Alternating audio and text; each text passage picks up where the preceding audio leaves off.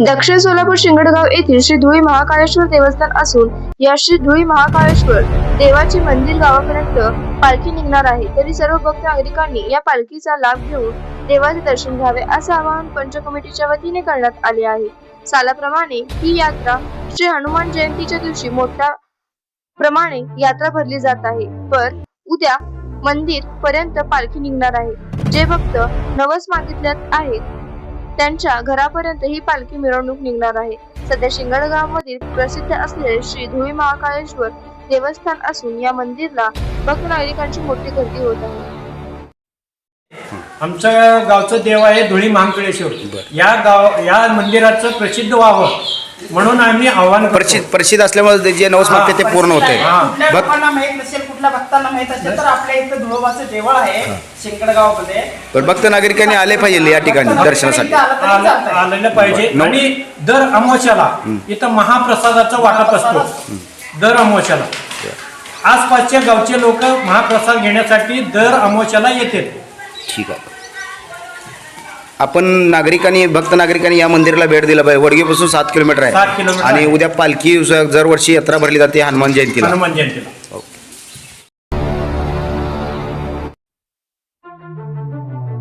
आज संध्याकाळी कार्यक्रम म्हणजे तुमचे काय विविध कार्यक्रम आहे का? संध्याकाळी काय ठीक आहे, उद्या पट्टे आरतीवर होती का ते सांगा। सकाळ संध्याकाळी आरती होती।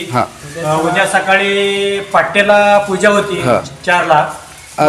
दुपारी त्यानंतर 8 वाजता इथून पालखी निघणार आहे। सदाशिव भीमाशंकर बिच्चे यांच्या घरी पालखी निघणार आहे। इकडनं हे पालखी निघणार आहे आणि तिकडनं अजून एक मंदिर आहे धुळी महाकाळेश्वर। हे एक आहे आणि महालिंगरायाचं एक पालखी आहे। हिथून मंदिर पासून ते गावापर्यंत पालखी निघणार त्या गावापर्यंत म्हणजे त्यांच्या किती वाजता निघणार आहे? सकाळी 8 वाजता निघणार आहे। बरं, भक्त नागरिकांना तुम्ही काय आवाहन करणार आहे? सर्व ते भक्तांनी मागून घेतलेले आहे। बरं, त्या भक्तांनी मागून घेतलेले घरी पालखी यावं, आमचं चांगलं व्हावं। बरं, प्रसिद्ध असलेलं किती वर्षापासून हे मंदिर आहे? हे प्राचीन कालची मंदिर आहे। बरं, आता तुम्ही इथले पुजारी आहेत। आता यात्रा वगैरे भरली जाते का? कधी भरली जाते यात्रा? हनुमान जयंतीला, हनुमान जयंती एप्रिलमध्ये। बरं, आता जे नवस मागले ते भक्तांनी पूर्ण झाल्यामुळे त्यांच्या घरी पालखी जाते।